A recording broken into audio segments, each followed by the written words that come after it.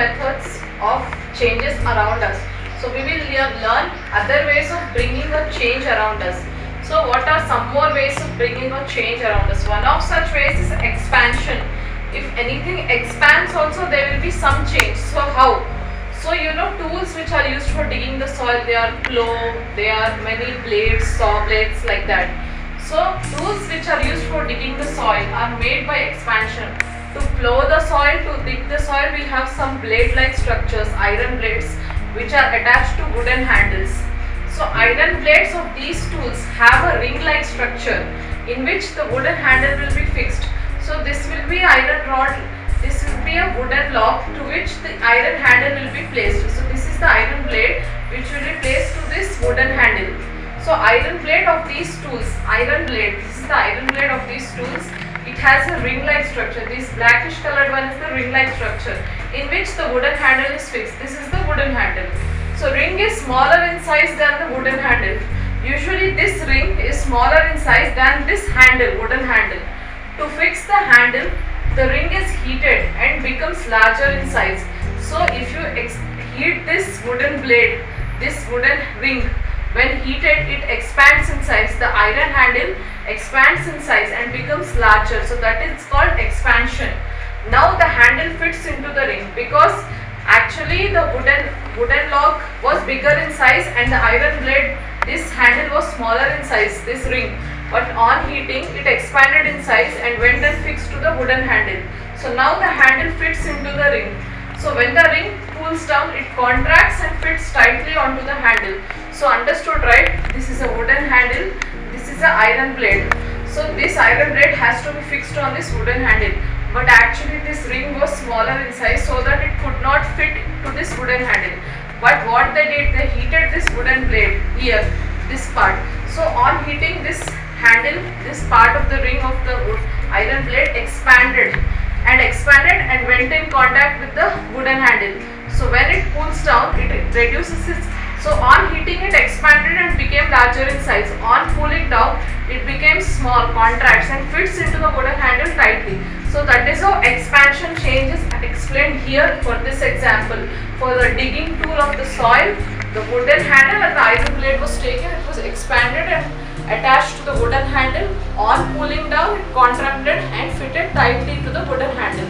So these are the different types of iron blades used for digging the soil. Then take the one more example. Cycle wheel, vehicle wheels, there will be a wooden wheel to which a metal rim will be attached. So same principle what it was applied here is applied for fixing the metal rim onto the wooden wheel. This blackish colored part is the wooden wheel to which this bluish colored metal rim will be attached. So on heating, the rim expands and fits into the wheel. So this wheel is made up of a metal, maybe iron or stainless steel or any other metal. So on heating it expands and goes and fits into the wooden wheel. If we pour water over it, it cools down and contracts and fits tightly over the wooden wheel. So same principle is applied for fixing metal rim onto the wooden wheel. On heating, the rim expands and fits into the wheel, and on pouring cold water, it contracts and fits tightly. So that is how in a wooden wheel, the metal rim is fixed. Then one more example. Suppose if we get fever, we use mercury thermometers, right? We keep the meter under our arm or under our tongue. So then the mercury level expands and it shows you the reading, how much fever you have, 98, 99 or 100. So mercury in a thermometer expands during heat. So during fever, the body temperature is recorded using the mercury thermometer. So during heat conditions, the mercury expands and shows your body temperature. So that is one more type of change due to expansion, and this is about the expansion change.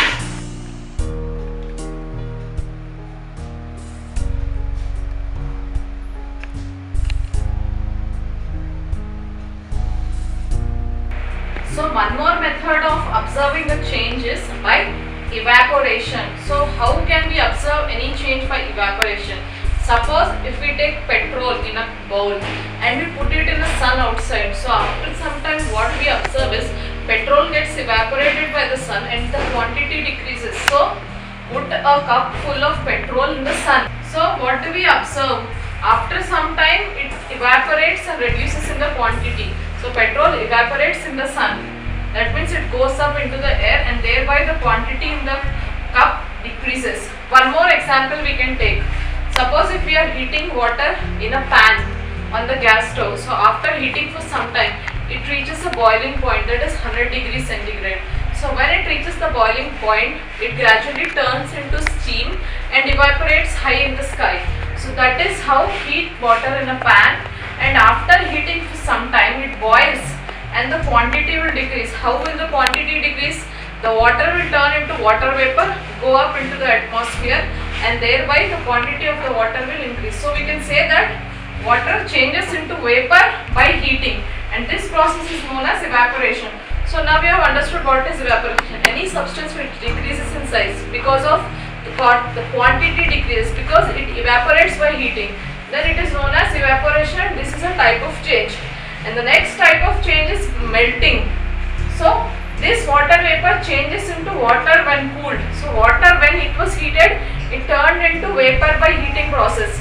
Same vapor when it is cooled down, it again changes into water. So how is ice formed? How is ice formed? When water is cooled, ice will form. If you put water in the deep freezer, then ice will be formed. Same ice, when you heat it, it will again turn into water and convert into water vapor. So all these conversions of water is known as the water cycle. So ice in the process of heating will turn into water, and again water in the process of cooling it turns into ice. At what temperatures this water turns into ice? At 0 degrees centigrade. That is the melting point. And at what temperatures water turns into water vapor? 100 degrees centigrade. Thus is the boiling point. So boiling point is 100 and melting point is 0. At boiling point water converts into water vapor. At melting point water converts into ice. So some more examples of changes we can see. Candle melts after burning for some time and decreases in the length. Suppose if there is power cut, we light a candle, and after burning for some time it gradually decreases in size. That is also a type of change, right? Because the flame of the candle will produce some type of smoke, and thereby the wax will melt away and the candle decreases in size. And this is an irreversible change. The candle cannot come back again, right?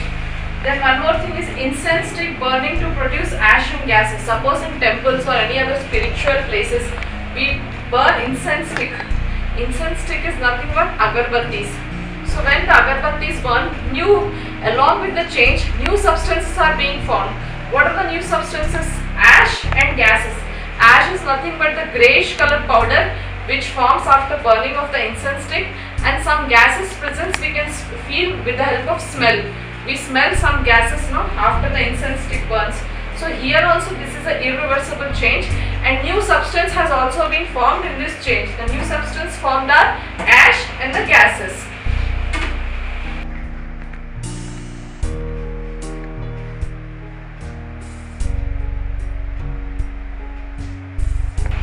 The last method of bringing a change is by mixing of substances. If we mix two substances, then also we see a new substance forming, and that is also definitely a type of change, right? So changes occur when two or more substances are mixed together.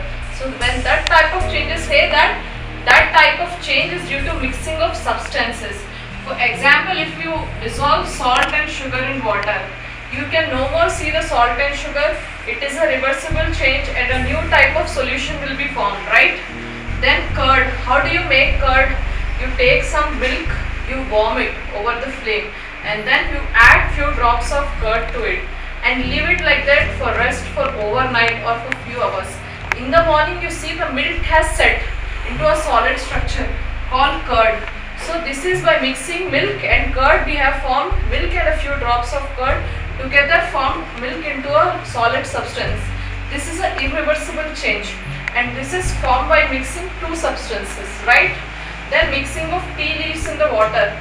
So if you mix tea leaves in the water, you can no more see the tea leaves. A new substance, a decoction of the tea will be formed. So these are the examples of changes which have happened by mixing two substances. So what can we summarize from this lesson? Changes occur always around us. Changes are continuous. There are always changes occurring around us. Then changes in a substance can be observed by heating it, by cooling it, or by mixing it with other substances, right? So changes can be observed in a substance either by heating, by cooling, or by mixing it with other substances. And changes are grouped. Changes are grouped into reversible change and irreversible change, depending on the nature, depending on the type. Okay? So this is about the chapter changes around us.